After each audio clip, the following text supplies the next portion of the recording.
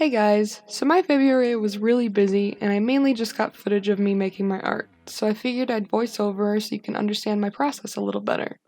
So as you may remember, I'm doing a deconstruct reconstruct project on a lamp, and what you just saw was me sewing this rose together with a wire from the electrical cord of it, and then the last bit I had to add was the head of the bird, which broke unfortunately because I dropped it, so I had to glue it back together. But in the end, it actually ended up looking cooler with it shattered a bit. The glue took a few times because the hot glue just wasn't working for me and I really didn't want to hurt myself with the glass, so what you see here is me just struggling for a little bit, but it's worth it in the end. The main goal of this project was to take something apart and make something new with it, but also have the content be related to the original meaning somehow. So I made a bird because lamps allow night owls to be awake late into the night and work on whatever or just exist and be awake, but then regular birds still wake them up in the morning, and it's just kind of a funny play on words and everything, I guess. And this is how it turned out. With it being my first sculpture, I'm pretty proud, especially the fact that you can move it around.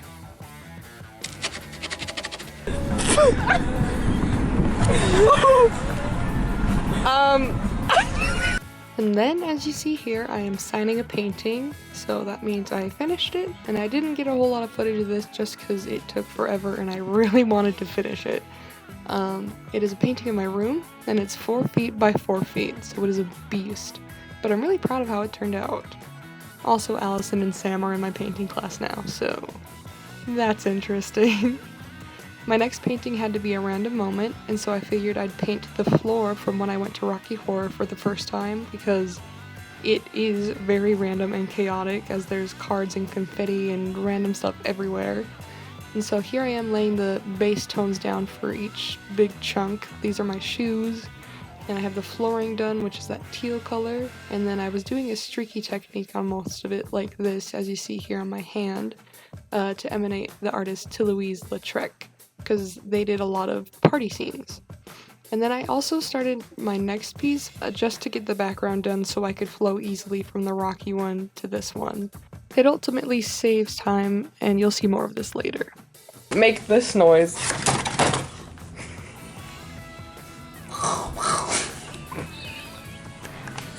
Clean y'all up and get you back out into the world. So, in my independent study, I've been using colored pencils a lot because I struggle with them and want to get better. And this is the biggest one I've done yet this semester, and it's a portrait of Tim Curry, also from Rocky Horror. It's a bit of a beast, and I'm still working on it as I record this. I will now attempt the high C juice squirting distance contest. Think I can make it into the bathtub from here? Oh my God. Yo, it really don't be working out that well. I'm gonna break my 3-year streak of not shitting outside. 1, 2, 3. Oh, I know we might actually doing it. 1, 2, 3. Joe, I really bent my knees like.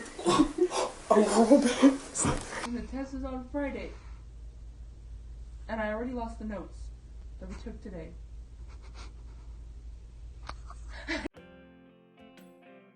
So I got literally no other footage of my Rocky Horror painting, because here's the finished outcome of it. So definitely check out my art Instagram if you want to hear a little bit more about it. I really like this painting, and I think it turned out really well. And here's some more work on that next painting then, which has to be a narrative, and I'm using the lyrics from the song Forest by 21 Pilots to create this comic book type of piece. And that's why I'm sticking these panels to it to create a comic book-esque feel. And then this is my second project in 3D design. It had to be a mobile, just meaning it has to move somehow. And so I wanted to use things that I've had laying around that I've not been able to use, being these DVDs that I accidentally thought were CDs, and also my old record player that does not work at all, and I can't even donate it, that's how bad it is. So I wanted to create some sort of carousel out of these items, and since the record player already moves, this was pretty easy, and I just wanted to get creative with the CDs and play with light and movement in that way. So this is the finished outcome on the record player.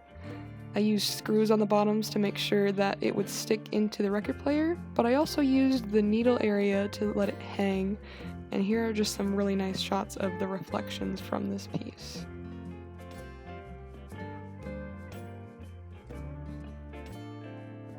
And here's one more for good measure, because wow.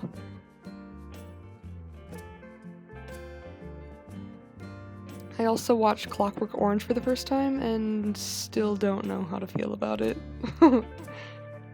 And then here's more work on my narrative painting. I finished the bulk of it and just painted the sides black to emphasize the comic book style. And this is what it looked like in the end.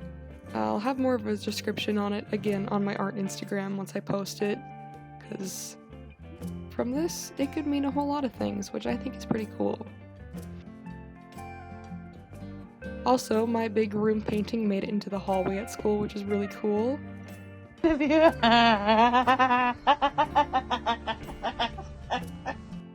to end off the month, I started yet another painting, which you'll see more of in the March vlog. Sorry again for the fact that most of my footage this month is just art, but as you can tell, I was busy making a lot of it, and so I hope you can forgive me, and I hope the voiceover does it justice, because it is fun to talk about my process while you watch it. I do plan on putting a little extra video out this month other than a vlog. I'm gonna try my best, because I'm still really busy with midterms now. I hope you enjoyed this video, so until then, or until the next month's vlog, I hope you have a wonderful March, and I'll see you again soon. Thanks for watching.